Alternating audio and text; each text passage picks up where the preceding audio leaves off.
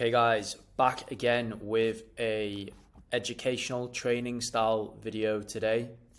I have made one similar to this in the past, but it was almost a year ago, so I kind of wanted to revisit the topic and the notion of how to achieve an athletic physique that you can actually maintain year round. I'm going to be breaking down everything in this video, from training, nutrition, sleep, stress, recovery, expenditure, everything that you need to get in shape and then stay in shape year round, because that's the most important thing. You see a lot of people, bodybuilding coaches these days, shredding their clients down, often in unsustainable ways, and they don't provide the client with the education as to how to actually maintain that look. Because what's the point in getting in shape if you can't maintain it? Like, yes, you're going to go through different phases of training where naturally you hold more body fat, but I'm a firm believer of, get in shape to stay in shape. Hover within, let's say 2 to 3 kg of your ideal shape. That's what I personally like to do.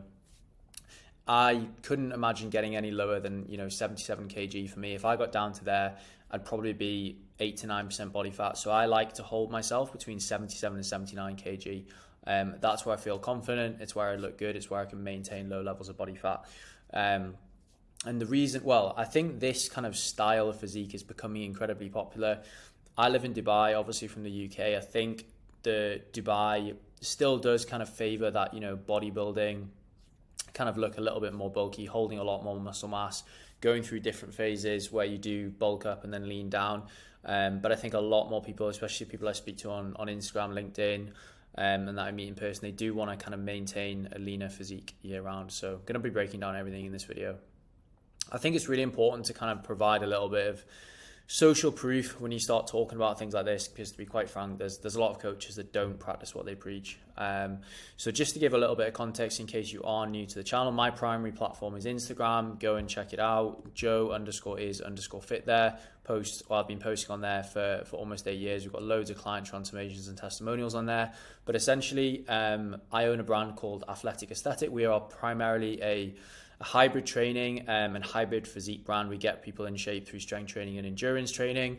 I've worked with hundreds of clients personally, in person and online, and I have a coaching team that work with me as well. We've got 4 coaches on our team, including myself. And as I said before, we coach people to get in shape through strength and endurance training and get into that kind of athletic physique and maintain it year round. I stay year round, as I mentioned before, for my own personal goals. It's good for my brand. And I just feel more confident there, and I feel healthily when I'm, in between that kind of 77 to 79 kg, under 12% body fat, essentially. And my current preferred training style is running and bodybuilding. So I don't think you can definitely get in shape without a strong mindset and strong discipline, but I think staying in shape, it requires a completely different mindset, because, anyone can drop their calories and go to the gym every day for 6 to 8 weeks. They could drop a lot of body fat. They could get close to having a six-pack, but can you actually maintain that year round whilst still having a social life and whilst still performing well in your career? And mindset underpins everything. So without the necessary mindset and without the discipline in place, the things that I'm going to mention later on in this video, it's going to be hard for you to kind of sustain them without this. And to be perfectly blunt, you will not stay lean year round without the right mindset, unless you're very lucky and you're one of those people that have superior genetics. A lot of people think I have amazing genetics. I would say I've probably got better genetics than the majority of the population, but I can go out of shape very quickly. I can easily get up to 15% body fat within a couple of months if I drop my training intensity and if I wasn't as disciplined with my diet. I work very hard to maintain the shape, essentially. Obviously, it is my job, but I do still work very hard to do that.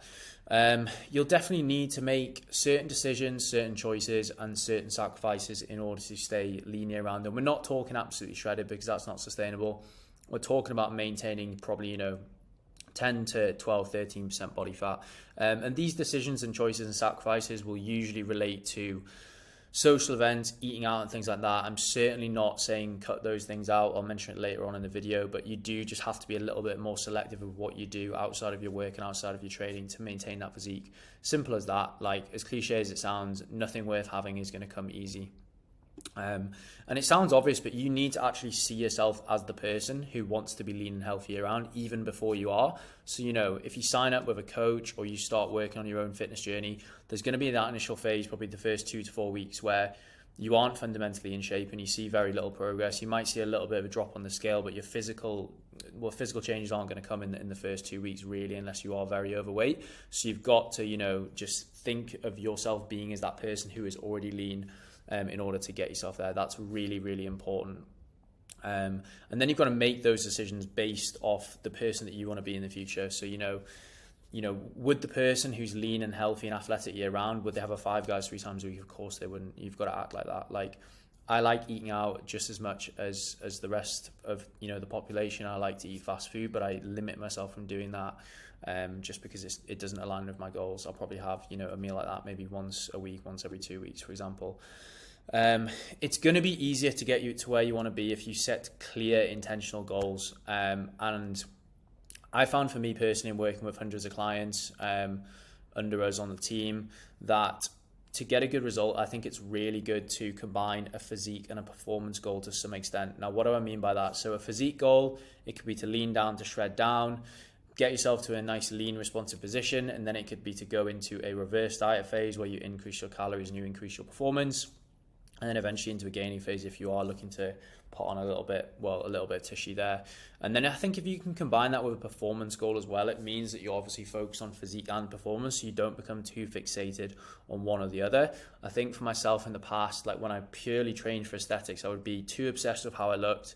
Whereas, if I'm always working towards improving my strength alongside my physique, I find that, I've got something else to focus on when maybe I'm not looking as good one day.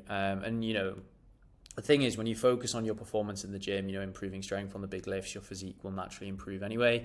I've obviously gone down the endurance route as well. I like to prep for races or distances or times with my running alongside my strength training, my physique training as well. And I think I've just got a really good balance of both. And then, for example, I'm going to Marbella in 5 weeks' time, so I'm going to run a really quick, sharp fat loss phase, probably for just 3 to 4 weeks. I'll focus a little bit more on physique there. And then when I increase my calories later on in the year, I'll probably focus more on performance. I think having medium-term goals in place are really important as well. Do you have an event coming up that you could work towards or just try and drop a couple of kilos just to look a little bit better on? Again, I'm going on holiday in 5 weeks, so I want to look really good then.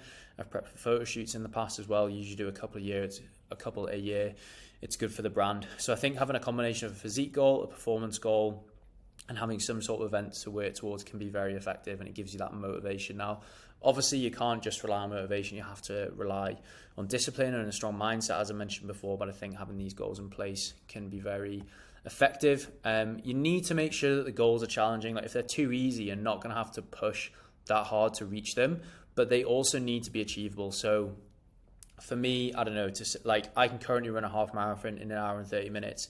For me to say, I want to run an hour and 15 half marathon in the next 6 months is impossible. There's no way I could do that. I don't have the genetics to do that. I've got too much muscle mass. I couldn't do that. I don't have enough time to build the fitness. Whereas if I say, I want to get my half marathon down to 1 hour and 28 or maybe 1 hour and 27 and 30, that is achievable. It's going to be hard. I would need to put a lot of speed work and a lot of effort in. I'd have to be very disciplined with my diet in order to maintain a lower body weight, but it is possible. So that would be challenging as well as achievable.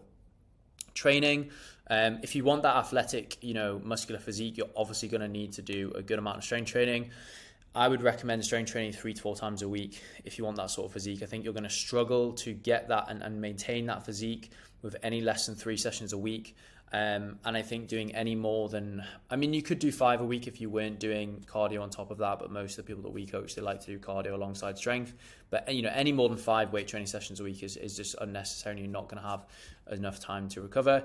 Obviously, when you are in the gym, you need to be consistently progressively overloading and tracking all your weights. So it's all about increasing volume. So if you did back squats, 3 sets of 10 at 80 kilo 1 week, if you're working a 10 to 12 rep range, let's try and do 3 by 11 the week after that. Let's bump it up to 12 reps, and then you increase the weight after that. So as long as you're improving week in, week out, that's increasing your training volume, and you are in essence progressively overloading, which is going to allow you to build muscle mass, increase your metabolism, and improve the way you look ultimately. You need to be very, very disciplined with your training and just get out of the habit of missing training sessions. I'll be totally blunt with you. If you're consistently missing training sessions, then you're always going to be holding yourself back. Can you imagine if you missed 1 training session every 2 weeks? You'd be missing 26 training sessions in a year, and you can make a hell of a lot of progress doing 26 training sessions. So you've got to think about it like that. And I think a lot of people set themselves up for failure with their training. So let's say they frequently travel for work and they're saying, yeah, I'm going to go to the gym 6 days a week. It's probably not possible if you are flying, you know, once a week or something like that. So I would recommend following a sustainable training plan between 3 and 5 days a week that you can do when you are traveling and when you have a busy week at work. That's what we say to all our clients when they come on board with us. We ask them how many times can they realistically train per week, even when work is busy, and then we'll build a training plan off that. And that's what I've mentioned there. Nutrition. So I would say for 95% of people, it's definitely worth tracking calories for a duration of time in order to build awareness and knowledge around nutrition, so that ultimately in the future you can pull back from tracking your calories and you can intuitively eat. If you want to achieve a physique goal, dropping body fat, building muscle, it's very hard to do that, I would say, intuitively eating if you've priorly never tracked calories before that. So I would definitely recommend tracking calories through, MyFitnessPal, and then manipulating macros to suit your goals. So if you are training more for performance and endurance, I would recommend having a slightly lower fat intake and a slightly higher carb intake. You could argue that, if you're also a high performer trying to drive business or remain very cognitively alert, you could opt for a higher fat and lower carb diet just to maintain that kind of cognitive alertness. But for me personally, at the moment, I'm really training for performance, so I'm trying to get used to increasing my carb intake there, and I have noticed significant improvements there. You're going to need to accept that you're probably going to need to remove certain foods. That's not because any foods are fundamentally bad, but for me, stupid example, like, I don't know, if I have like rice cakes in the flat, I'm going to eat them all. I know they're not high in calories and they're not unhealthy, but if I have them in, I'm going to eat them. It's like some people, if they have chocolate in, they're going to eat all the chocolate. So if you know that you're going to binge on certain foods, just remove them. That's what I would recommend. But it's not because any foods are inherently bad.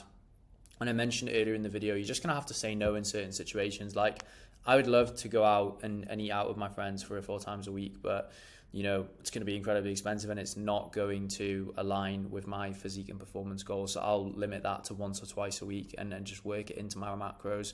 And also fueling for performance, like, you've got to look at food as fuel, and a lot of people just make really, really terrible decisions with their nutrition, to be honest. And it's what lets a lot of people down, especially the people that we work with. They're already training consistently. Like, we do obviously optimize their training as well, but it's usually the nutrition side of things that is holding them back, especially on the weekends. Expenditure.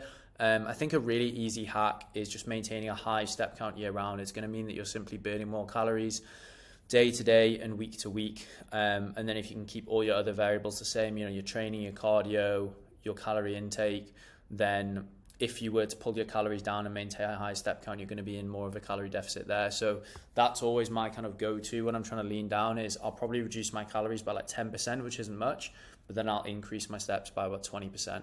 And I'm just making more of a calorie deficit there, because personally, I like to eat. I've got a big appetite. I'd rather keep my calories higher and then go and do the extra work and have more expenditure there, and, batch tasks, reply to messages and things like that. But obviously, fitting, a high amount of steps into routine can be quite challenging. Like, I think, to hit 10,000 steps a day, you probably have to be walking for an hour. Obviously, you're going to pick up a few going about your day-to-day around the apartment and at work as well. But if you want to bump them up to, let's say 12, maybe even 15K in some cases, if you really are trying to lean down quickly, then you're going to need to be organized that and put it in your calendar. Maybe go for a walk first thing in the morning, at lunch, in the evening as well. Maybe even do a few steps on the treadmill, but it really, really does make a difference there. And as I said before, try and batch tasks. So if I'm ever walking on the treadmill or I'm taking a walk in the evening, I'll try and ring friends, ring family, whatever it is, reply to messages, reply to clients.